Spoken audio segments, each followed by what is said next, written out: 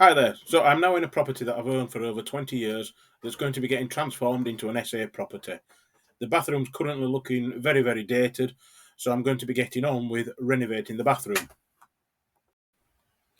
So as you can see from this wall, where the plaster kit has fallen off, the wall is very, very out of plumb. There's a great big step in the wall, so I will need to fill this up with render before I start to dot and dab.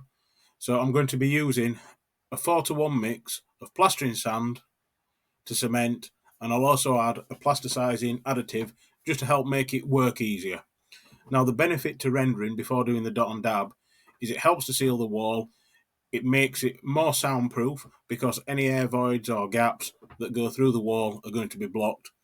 Now, prior to applying the render, I need to seal the wall because it's very, very dusty. And although I have brushed it off, ideally I'd like to wash it, but because downstairs there's areas that I'm not going to be redoing, I don't want water running down the walls and causing problems. So it's a case of brush it off best I can, and then I'm going to treat it with, in this case, Feb Blue Grit, which both seals and provides a key for the render to stick to.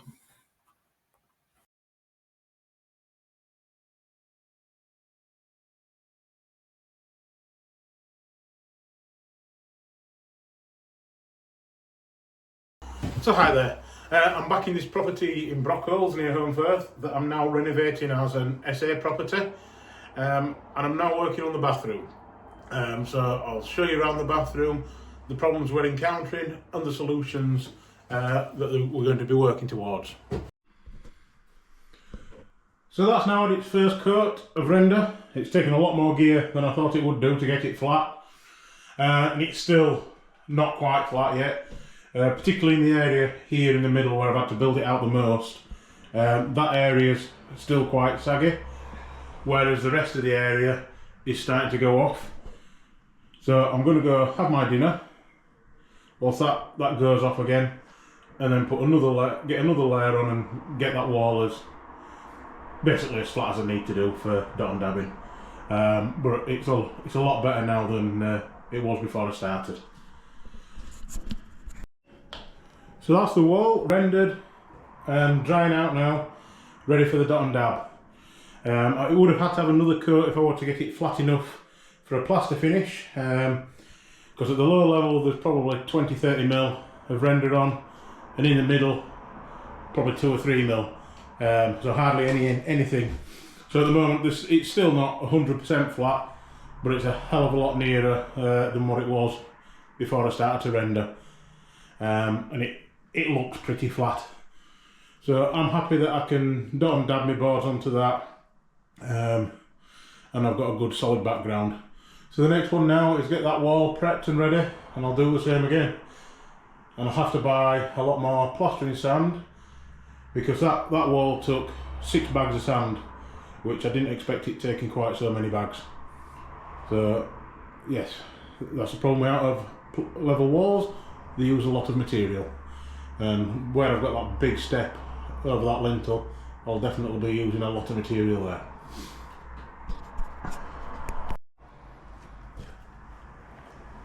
So the preparation's going pretty well for the bathroom. This wall's now rendered and drying out nicely. That wall's prepped, it's sealed with blue grit, ready to start taking the coat of render. I've left the toilet in for now because unfortunately there's only one toilet in this house and there's nowhere to have a temporary toilet, so I'm having to leave it in as long as I can. Above the window there I'm going to have to create a bit of a shutter, because for whatever reason the lintel is sat right back. So what I'm going to do, I'm going to drill that lintel, put some screws into it that stick out just to help give the render a key while I build it out. And then once that's obviously set, I'll be able to take the shutter off and I'll be able to put the insulated plasterboard in. Down the sides of the window I'm going to fill that up with expanding foam, and again I'm going to build out the window reveals with insulated plasterboard. That way it eliminates any risk of cold bridging, and it brings this house just a step closer a little bit closer to meeting its EPC when the new rules come in. You know, one room less to insulate.